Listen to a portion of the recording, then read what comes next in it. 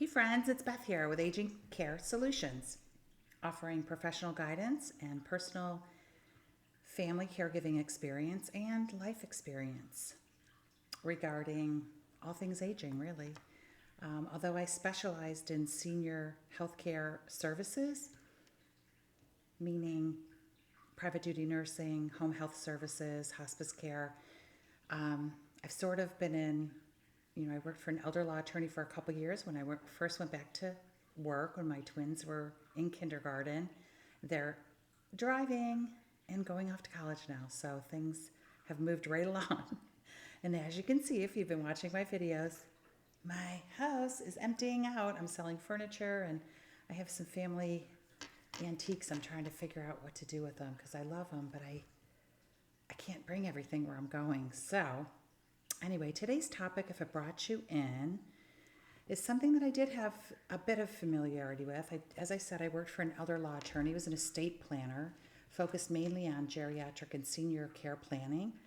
But if you're an aging parent and you have a disabled child who is 100% dependent on you, this can bring up different concerns, many concerns, right? Especially on how you're going to protect them and provide for them when you're gone. So what I did is I did some research on this, and we all have concerns about our children and how we'll protect them. But when you have a special needs child who cannot live alone, you really do have to plan ahead, and you probably already have. If you're watching this, this is probably something that you have already done.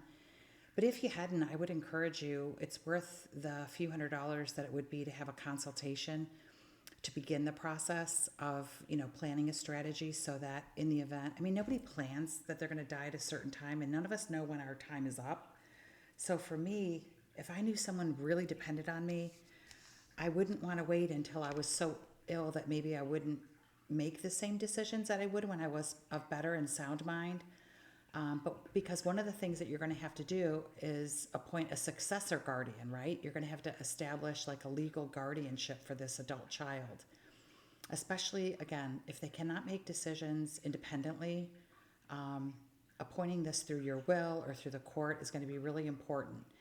And the biggest part of it is choosing someone trustworthy who understands your adult child's needs. So it could be a family member that will accept this responsibility as guardian. It could be another sibling, or I don't know. It's going to have to be someone that you deem as a trustworthy source that understands your child's need. And you can consider co-guardianship while you're still alive to ease the transition. And what that's going to look like is going to be different for everybody. But I would say over the life of that child, if there's someone that they see on a regular basis, whether it's a cousin or an older brother or someone who they are comfortable with, then that's going to be the person that you're going to have to start having these open conversations with, and doing it ahead of time instead of pressuring somebody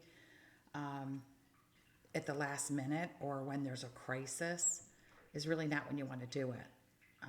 So setting up this special needs trust is going to provide that it doesn't interfere with any government assistance that they might have, like Medicaid or SSI.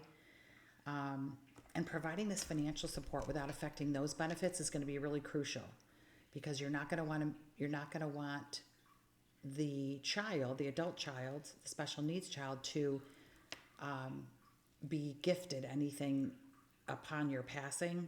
It's going to have to go into a trust, because the trust is what needs to be funded, which is going to help sustain them, pay whatever resources they're going to need for their living expenses, clothing, food, things like that. And you'll be guided. You will definitely be guided by a legal specialist who's going to be able to offer the ins and outs of protecting those assets that are being put away for them, so that the Medicaid and SSI is not put into jeopardy. The other thing that you can do is you could put together what's called a letter of intent. Although it's not a legally binding document, it is very helpful, because what it's going to do, it's going to be the guidebook for all things for your child, your adult child. It's going to outline daily routines, their medical needs, likes and dislikes. And this is a book that maybe together you could work on. Like a binder, I would get a 2 or 3 inch binder, and I would get, subject dividers, and make it something that would be a tremendous help to whoever is going to be the future caregivers. And what it would be is like favorite foods, favorite TV shows, favorite animals, likes and dislikes. What do they like? Dogs over cats? Do they not like animals? What allergies do they have? What is their medication list? Who are their routine doctors? All of that can be sectioned out and make this beautiful binder, if you will, guidebook of how to best care for, how to love that individual when you're not here, how to make sure that they're safe, that they're well looked after. This book can be with them. It's a guidebook for them. You're also going to have to consider authorizing durable power of attorney. So once you do decide and you find whoever the successor or the dual guardian will be while you're still alive, is appointing them as a power of attorney, a dual power of attorney. So if something were to happen to you, that there will be a backup, someone in place to make health decisions on that loved one's and financial decisions on that loved one's behalf. So choosing someone who understands both your wishes and your child's wishes it's going to be really important. Of course, update your will. Do not leave any assets directly to this adult child. You don't want to do that, because then, again, like I said, you can really impact those government benefits that are coming in, and you don't want to do that. So what you would be doing is you'd be funding the estate and the trust, not the child, the adult child directly. So that's going to be important. And then coordinating with other family members too. When I grew up, I know right now a friend of mine has a special needs child, and I feel almost certain that if something were to happen to her and her husband or her ex-husband, that his sibling would automatically step in.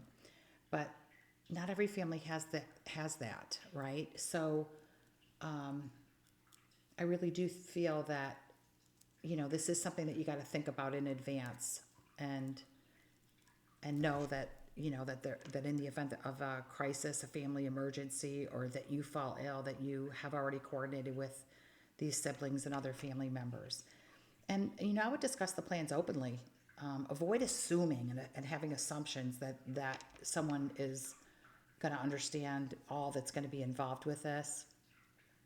But it's about being prepared. And I think with this binder, with this guide, there's not going to be a lot of questions about whether they understand, why your loved one, your adult child doesn't like this kind of food, or is afraid of animals or the water, going swimming, anything, whatever it would be. This guidebook is going to help.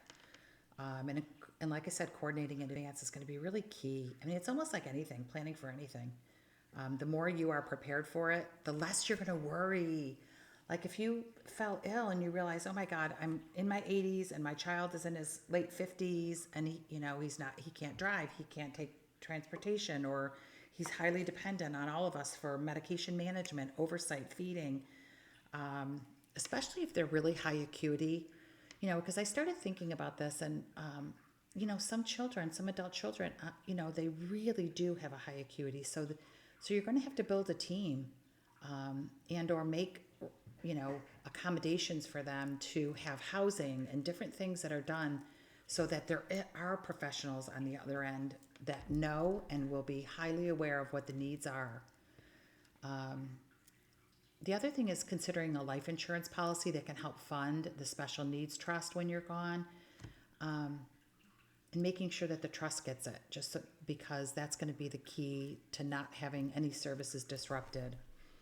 And, by working with these professionals, estate planning attorneys who specialize in special needs planning, and a financial advisor who's familiar with disability planning, that's going to be the key to making this transition for everybody really successful. So again, I think planning ahead, consulting the professionals who specialize in these areas, preparing your adult child, especially if they understand you and they are. My girlfriend has an adult son who is highly functioning, but he's definitely dependent on others for certain areas of his life. But he understands a lot too, and I think that a lot of children don't.